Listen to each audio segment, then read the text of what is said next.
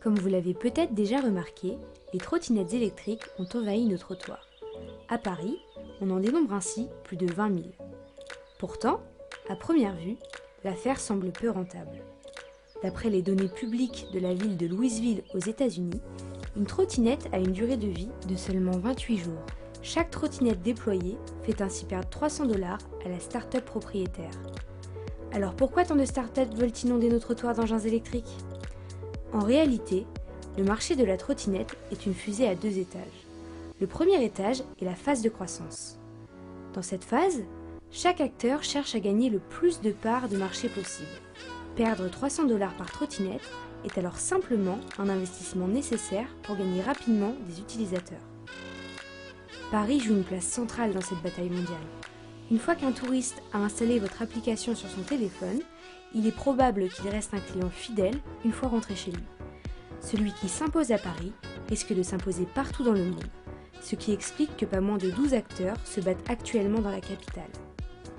Pour survivre à cette guerre concurrentielle, lever des fonds est indispensable. Plus vous avez de fonds, plus vous avez de chances de survivre. Et si vous survivez assez longtemps, vous pouvez passer à l'étage 2 de la fusée, la rentabilité. Le premier levier pour être rentable est de maîtriser la durée de vie d'une trottinette. Si une trottinette à 400 $ survit moins d'1 mois dans la rue, c'est qu'elle n'a pas été conçue pour cela.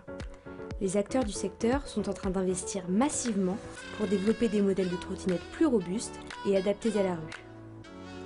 Bird a annoncé que sa Bird One devait pouvoir rester en service pendant 1 an. Et qui dit trottinette qui survit plus longtemps, dit aussi plus de profit. Le second facteur clé pour être rentable est le chargement des batteries. L'équation est simple. Quand Lime doit faire venir une équipe de juiceurs sur place pour recharger une trottinette, cela lui coûte 20 $ par engin. Si elle peut vous convaincre de la recharger chez vous avec votre propre électricité pour 5 $, c'est le jackpot. Et à ce jeu-là, Uber, avec ses trottinettes Jump, a un atout dans sa manche. S'il peut pousser ses chauffeurs à recharger sa flotte de trottinettes le soir en rentrant chez eux pour les déposer le lendemain matin dans les rues, il peut prendre une longueur d'avance sur ses concurrents. Si l'entreprise arrive à gérer correctement la durée de vie de ses trottinettes et à abaisser ses coûts de chargement, elle peut espérer atteindre une rentabilité brute de 60%.